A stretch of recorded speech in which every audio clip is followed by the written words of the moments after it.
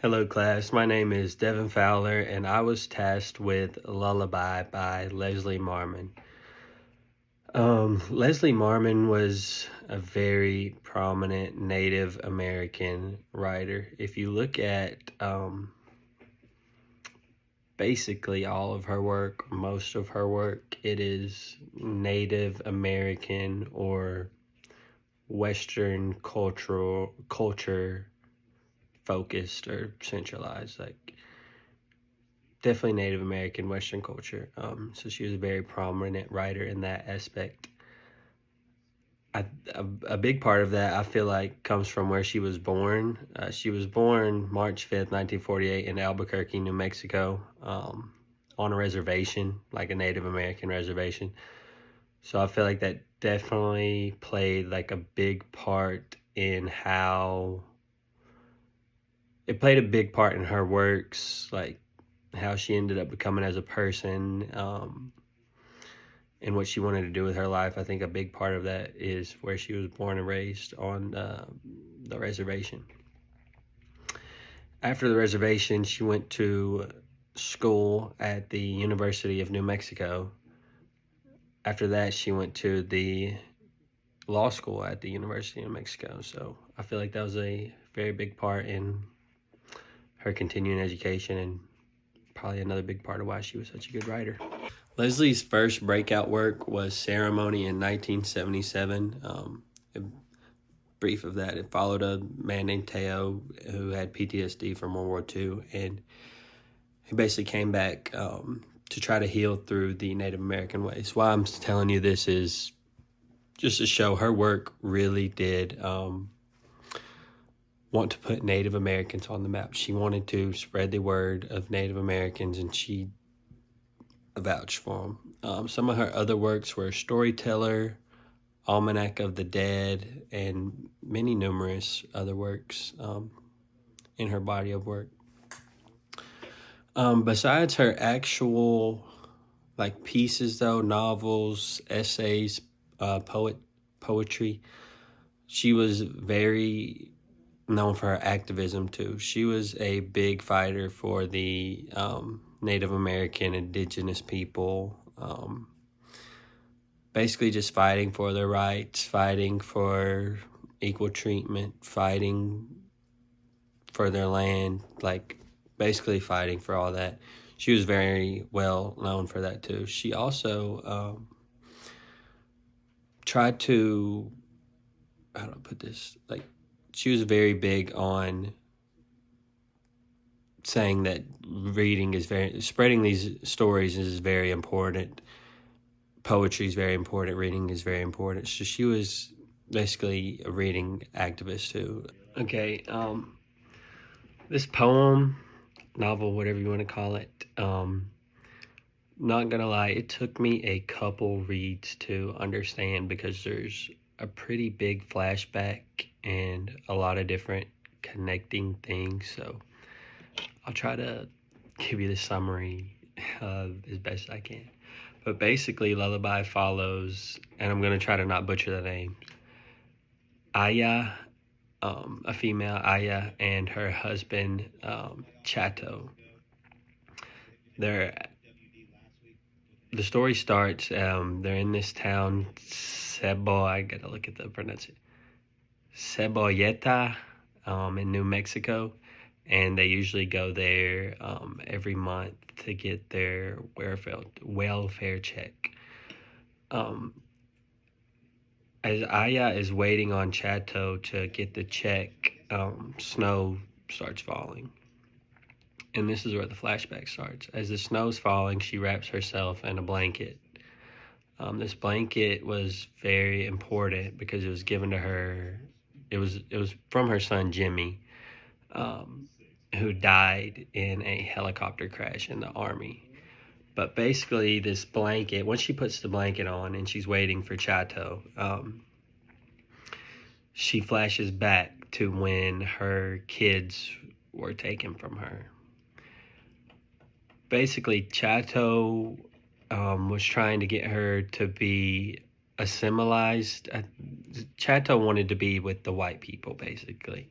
He wanted to be assimilized into their culture, kind of move away from the Native American culture.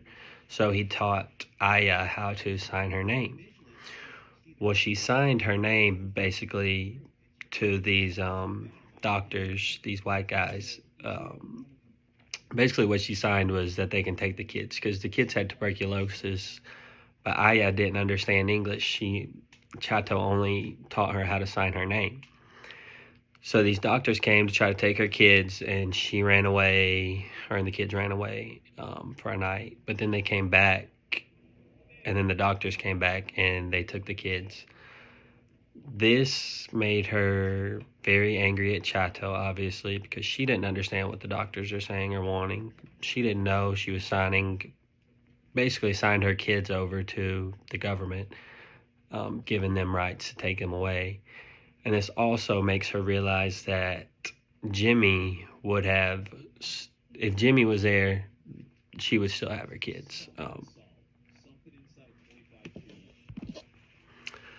When she comes back to present day of Chato picking up the check, usually when he goes into town to get the check, after he gets it, he leaves and usually goes to bars and gets drunk and spends a lot of money. So he was gone for a while.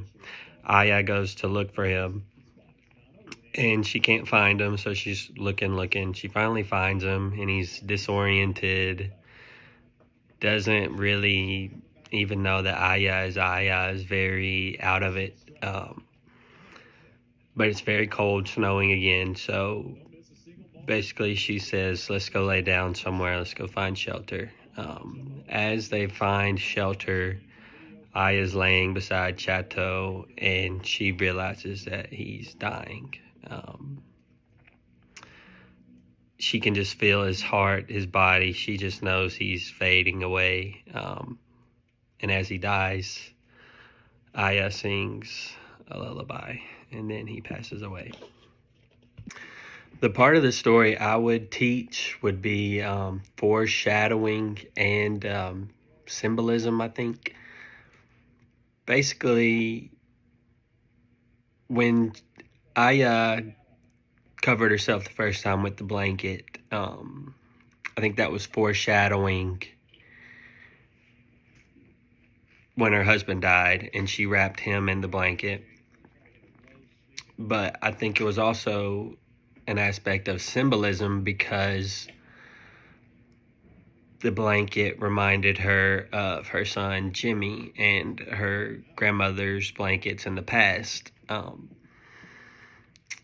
It represented them, which basically made up this whole story. When she had the flashbacks of Jimmy and her kids, like the blanket represented this, all the way to the end of the story when her husband was dying. She wrapped him in the blanket. Her son died. It was his blanket. So I think the blanket is a very good example of foreshadowing, but also symbolism too, because the blanket represented a lot of things for Aya. I think you should add Lullaby to the regular calendar year work because the story, it wasn't too long, but there's a lot of levels to it. Like I had to read it a couple of times to comprehend, and it actually made me have to break down the story and look up a couple other people's perspectives on it because I didn't fully comprehend the story at first.